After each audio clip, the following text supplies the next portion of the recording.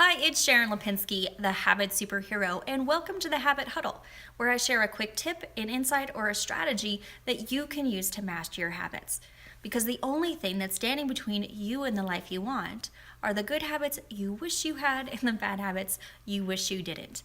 And in this episode, we're talking about rewards.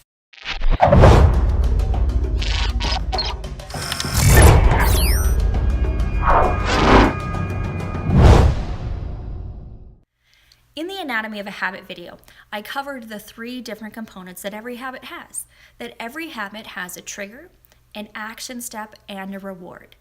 In other words, something causes you to behave in a certain way in order to get a particular benefit. And we're talking about that benefit right now. What are the rewards? Because rewards are incredibly powerful, especially in the beginning. When habits become deeply ingrained in the brain, the rewards are actually optional and sometimes they're even replaced by harm. But in the beginning, it was critical. You do a new behavior because you get something out of it. And we can use that to your advantage. But the unfortunate part is that the rewards for our healthy habits, the things that we want to do because we know they're good for us, they can either be long-term rewards, right? Or they just don't, it's just the lack of a negative, which is not a reward. So we know that eventually, if you exercise every day, you're gonna sleep better, you're gonna have more energy, you might lose some weight, you're not gonna get diabetes, right? There are all of these, eventually someday no bad things are gonna happen to you.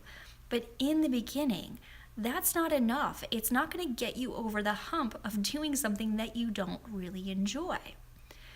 When you reward yourself, chemicals go off in the brain, endorphins and dopamine, and your brain associates that reward, that feeling of good pleasure with the last thing that you just did.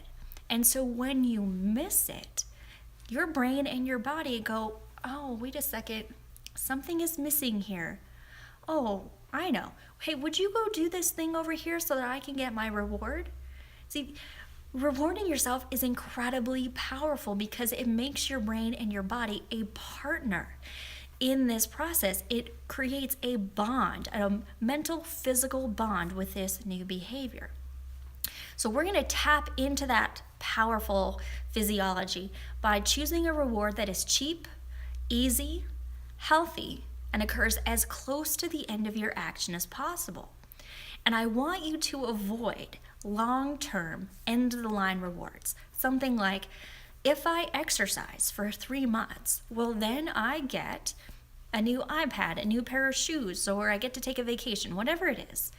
There are 2 problems with this kind of reward. The first is that it's not generating those endorphins and dopamine that's going to cement this into your brain and your body. The other problem is that it sets up a psychological endpoint. Right? This is why people can train to run a marathon and you talk to them 6 months later and they say, oh yeah, I haven't run since. So we don't want that to happen to you. You want your reward to be cheap, easy, healthy, and occur as close to the end of the action as possible. So here are 3 different types of rewards that you can choose from. Physical rewards are where you either move your body in a way that's enjoyable to you, and that's not exercise. Exercise is not a reward, at least not for most people. But maybe you have a fun little victory dance, or you can pump your fist in the air or shake some pom-poms, but you do something that just feels fun with your body. Or you're going to cause a physical reaction in your body. For example, after you do your habit, maybe you have a smoothie, or you eat breakfast, or you have lunch, or you have a cup of coffee, or you have a piece of candy. For better or worse, food is always a reward. Caffeine is always a reward. But it doesn't have to be that. It could be a hot shower. Maybe you have a pampering ritual like putting lotion on your face or a massage. Or something simple like brushing your teeth. That tingly, clean feeling, that's actually the reward. And toothbrushing did not take off in this country until they added that tingly, fresh feeling to the toothpaste.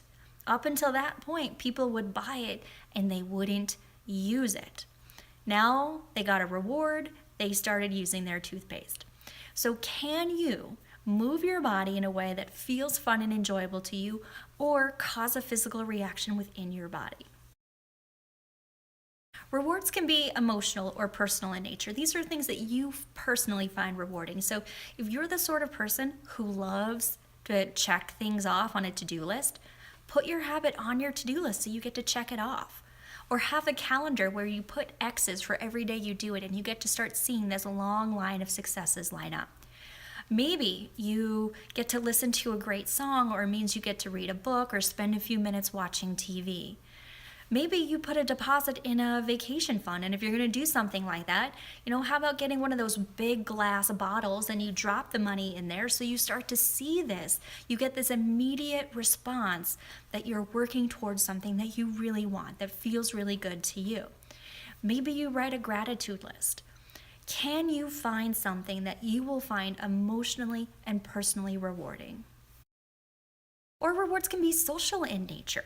And we see this a lot with gamification, right? It's why your Fitbit lets you check in with people on how their workouts are doing compared to yours, right? It's why 1.5 billion people or how many people are on Facebook these days? Like, we're addicted to these social rewards. So if you do your habit, what if you get to spend 15 minutes on Facebook? What if you just go post on Facebook or some other forum or blog where you can get support to let people know, hey, you are following through on something that you said you were going to do to take care of yourself. Can you find a way to incorporate other people into your reward? Here's a pro tip for you.